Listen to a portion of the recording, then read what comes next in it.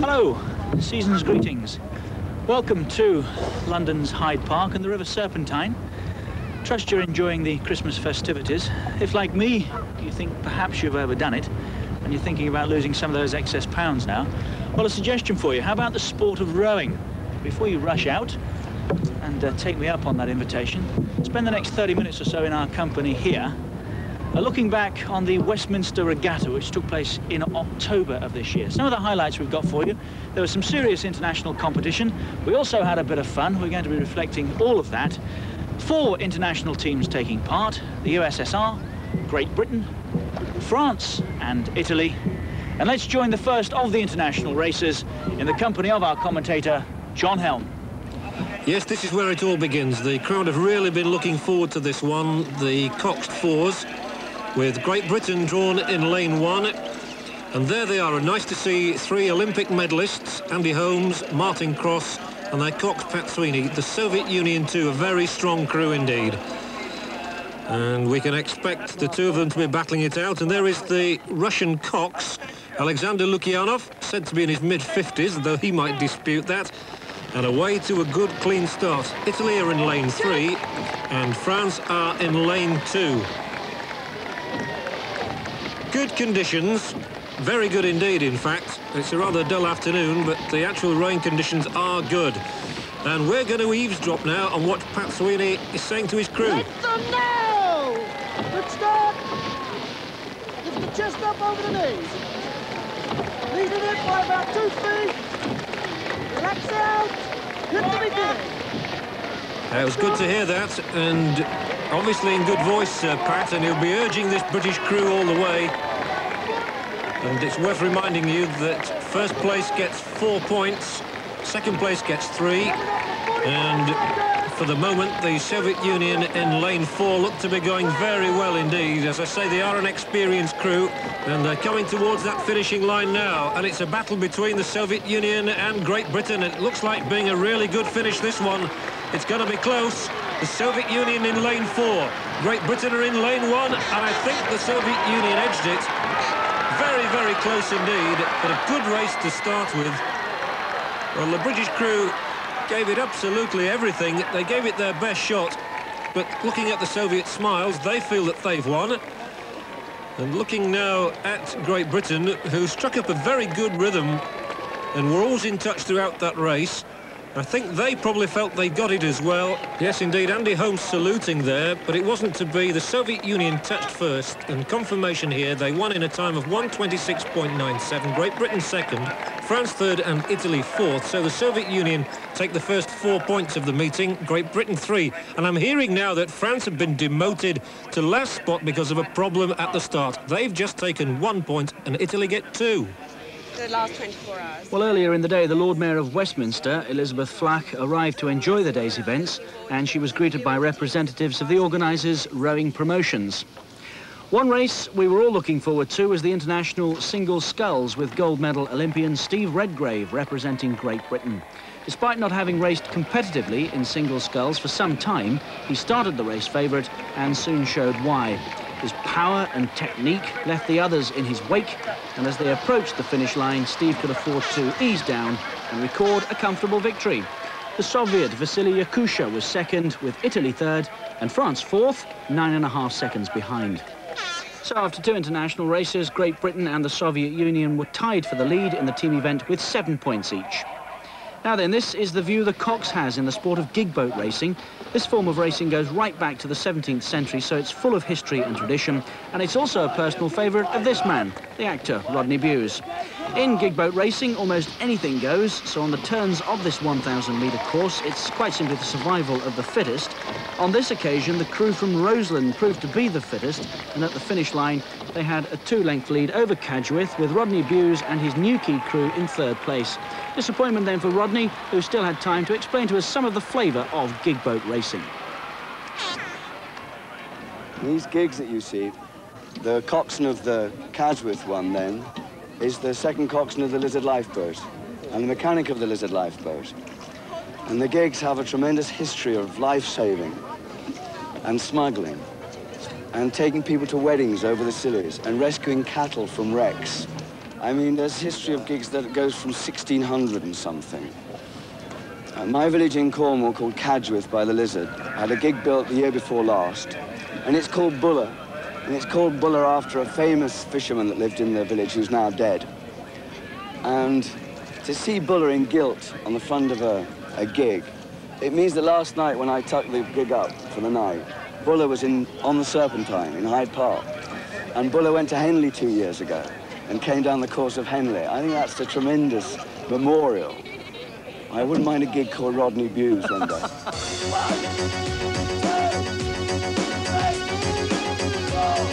Well, maybe we'll see the gig boat Rodney Buse racing here next year.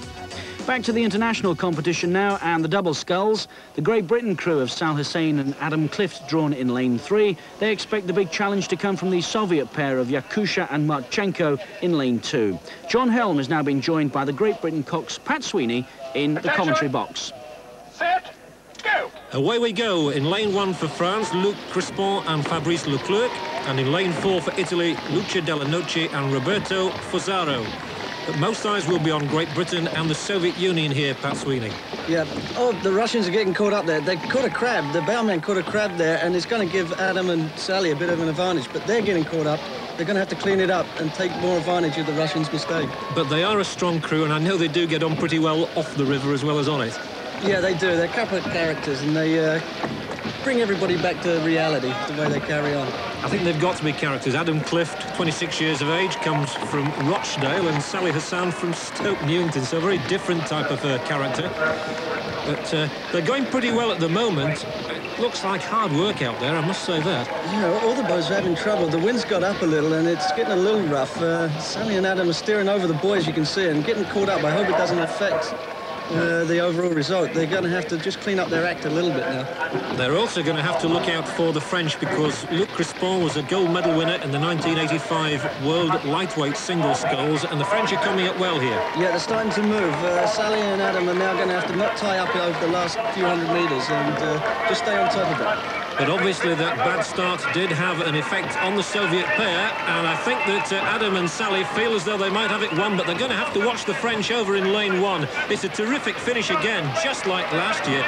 Comes to boiling point, does this race. Did they get it? I think they might just have got it. They just kept it going that little bit longer. They certainly look rather pleased with life at the moment.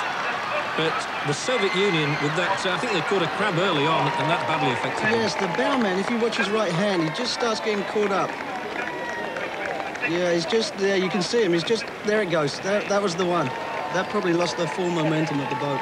Just like how close it was. Great Britain first in a time of 1:29.16. France second, and surprisingly, the Soviet Union back in third. And that's the effect it's had on the overall table. Great Britain now leading by 2 points from the Soviet Union. Steve Gunn, you've been involved in rowing at a grassroots level for a number of years now. Any youngsters watching today who might be interested, how should they go about getting involved? Well, if they're not lucky enough to go to a school that rows, they should go down to their local club and especially learn to scull and get involved in the sport that way. And how well off are we in this country? I'm thinking about a situation, for instance, whereby the Holmes and the Redgraves of this world start edging out at the top end. What's it like behind them?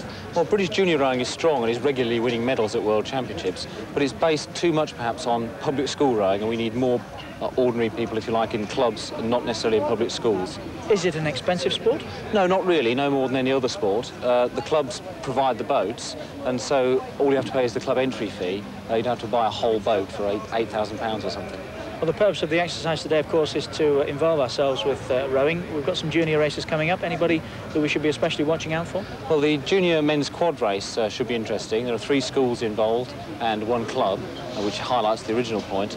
The Hampton School crew is made entirely of junior internationals, and one of the members, in fact, is a junior bronze world medalist. So that should be very interesting. And in the men's junior quad sculls, we have a look at Westminster School in lane 4, Kingston Grammar School are in lane 3, Poplar, Blackwall and District in the white there in lane 2, and Hampton School in the red over on that far side in lane 1. Well, it's very interesting to hear Steve Gunn's views, and it certainly is imperative for the future of rowing that youngsters get involved at a very early age, Pat. Yeah, it certainly is. And it's not just for the Eatons and the Radleys nowadays. If anybody wants to join, they should go along to any local club, join in, and they'll get a great deal out of the sport. And Westminster here look to be very fluent indeed in lane 4. They've got off to a cracking start. They're doing it exceptionally well. I would be looking for Hampton, who have a long tradition in rowing, to be the strongest crew. But Westminster, they were doing excellent. Hampton are just coming into your picture there in the red vests on the far side. Poplar, Blackwall and District in the white, not going quite so well. But it's looking good for Hampton School now. They have certainly come through ahead of Westminster. And unless something happens here, Hampton are going to win it. Hampton will be across that finishing line first, I think, with Westminster School coming in second. But it's a comfortable victory for Hampton School. Westminster finishing second. It's Kingston Grammar School third. Delight then for Hampton School. They've won the junior quad sculls.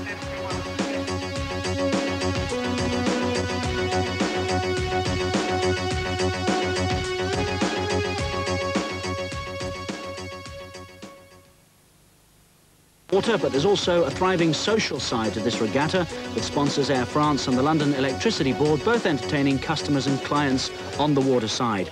Elsewhere, there's entertainment for all the family, as this event is a growing part of the City of Westminster's commitment to sport. Our next international race brings onto the Serpentine the Olympic gold medal pair of Andy Holmes and Steve Redgrave. Gold in Seoul for these two in the Coxed pair, and they added to that with the bronze in the Coxed pair. After the Olympics, there was some doubt if the partnership would stay together, but they have now made a commitment to continue. However, while we talked to them about their Olympic achievements, the Soviet pair of Viovich and Zubarenko were inadvertently getting into Steve and Andy's racing boat, leaving them to paddle down to the start in an untried replacement. A genuine mistake by the Russians, but how would it affect the race? Here's John Helm. The crowd really excited at the prospect of seeing Steve and Andy for the first time competitively since Seoul, Pat. Yeah, it's going to be interesting to see how they handle this boat that they've literally taken off the rack and have jumped in. Paddle down to the start, and we'll see how it goes. OK, they're away anyway. France in lane 1, Italy lane 2, Great Britain lane 3, and the Soviet Union in lane 4. But Steve and Andy are in trouble. They're in terrible trouble here. Yeah, something's wrong. There must be a breakage for this to happen. There's no way that... There must be a breakage. They've put their hands up, but it's not going to do them any good. It's a special sprint race, and they won't restart this race. That's absolute disaster for them. It's calamitous, really, for Great Britain as well, because it means we're only going to get 1 point out of the race, which is now left between France, Italy and the Soviet Union. But a real buzz around now as to what has happened to Redgrave and Holmes. It's the last thing anybody was expecting here. Yeah, I don't know. We'll have to see it a little later on. I would say that now the Russians should walk this race. And it's certainly going to be interesting to hear what Steve and Andy have to say after this, because they are so competitive. I know they wanted to win, even though it's a friendly event. But the Soviet Union and Italy battling it out here. The French are out of it, and the Soviet Union in lane 4 coming up, and they're going to try and nick it right at the finishing line, and I think they've made it as well. Soviet Union 1, Italy 2, France 3, but Great Britain tragically down in 4th, scoring only the 1 point. Victory then for the Soviet Union, and they will be delighted as much as they'll be surprised as to what happened here to Steve and Andy. Well, they're paddling back, but I got a feeling there is an actual breakage on that rigger of Steve's. We'll just have to see it from another angle. Well, we can have a look now, actually, Pat, as the Soviet crew relaxes. This is what happened. Now, talk us through this. They're getting off OK. There's a lot of power applied to the rigger, so the gate, which is on the rigger, and I'm wondering if just the force just popped that gate out and they lost it. Yeah, it looks like it. Yep, there it goes. Yeah, the rigger actually went, the gate went, and they've broken it. Well, and they will be bitterly upset, I'm sure. It's a big disappointment for them, and so Great Britain will only get the 1 point out of the race. And here we see the Soviet Union were first to the finishing line ahead of Italy. Well, let's hear what Steve and Andy made of all that. Andy, Steve, very difficult to tell from where we were. What on earth happened? It is equipment failure.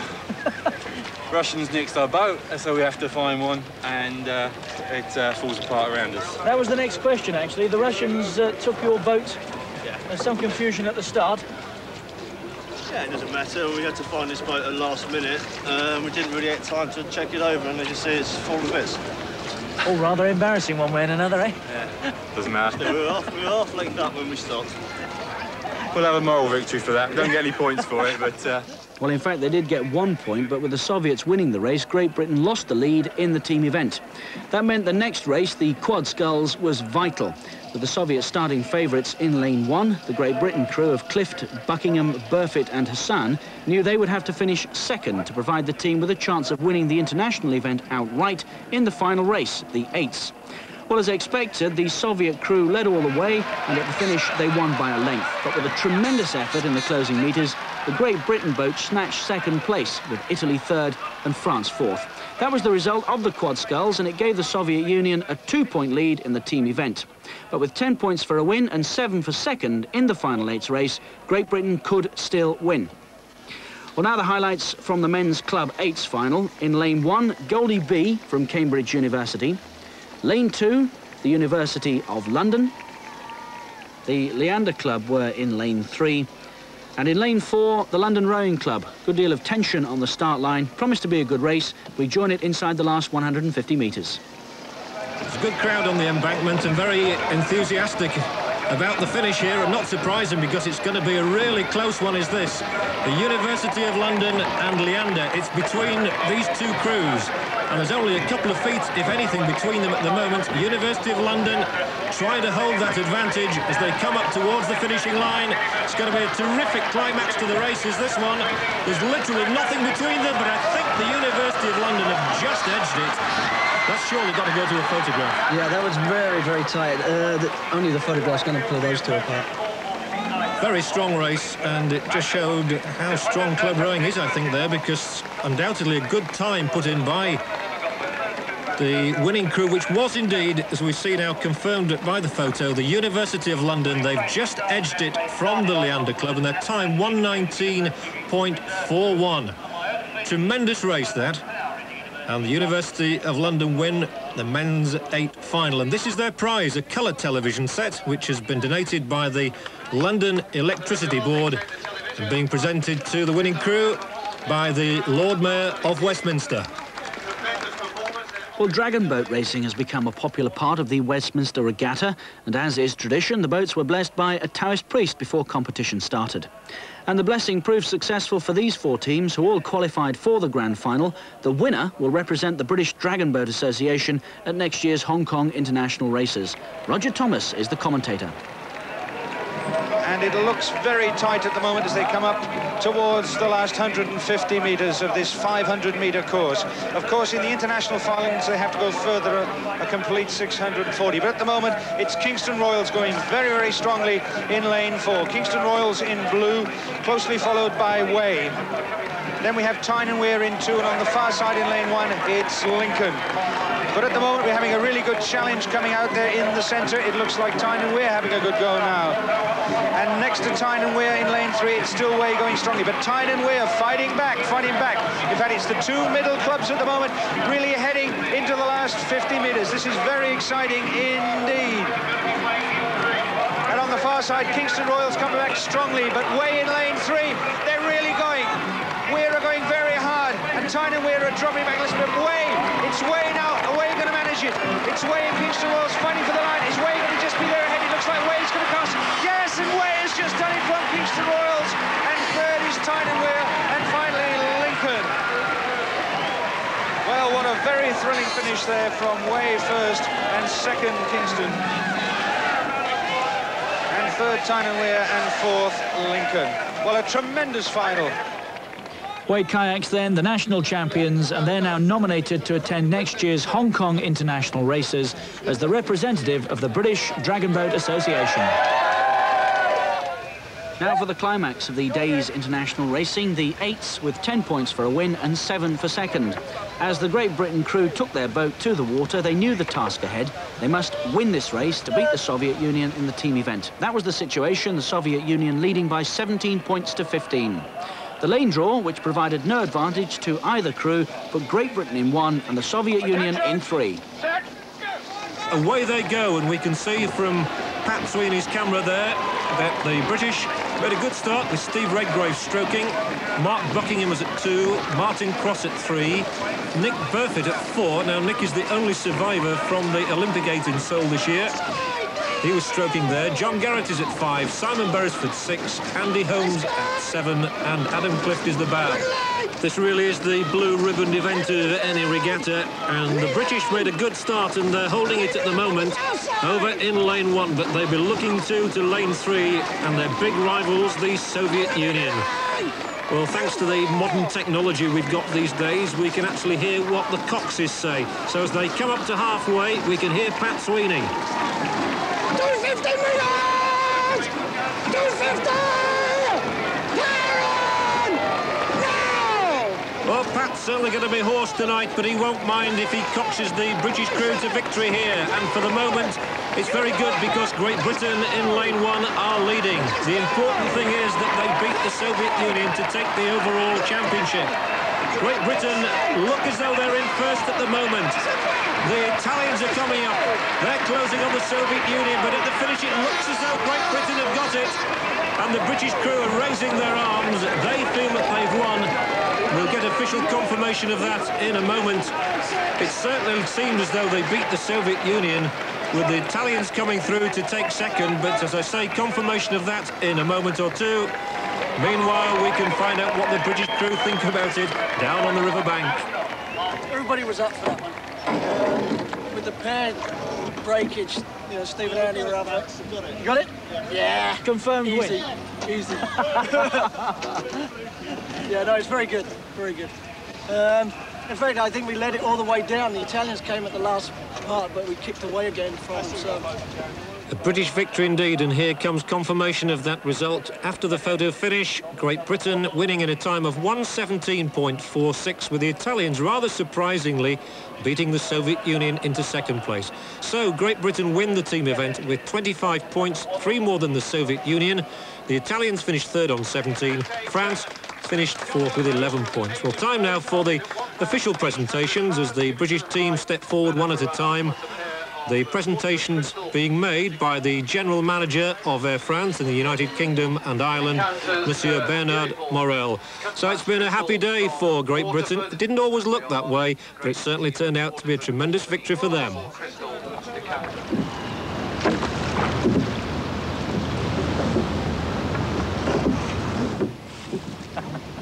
Proof, as if you needed it, that it's a little more difficult than it looks, and I think it'll be a number of years yet before I'm out there competing at that sort of level. But it is very enjoyable, and it's very peaceful out there on the water too. We promised you some fun. I think we've had that. We've also enjoyed some terrific international competition. Enjoy Christmas, what's left of it. Have yourselves a smashing New Year, of course, and we'll leave you now with some of the highlights. Bye-bye.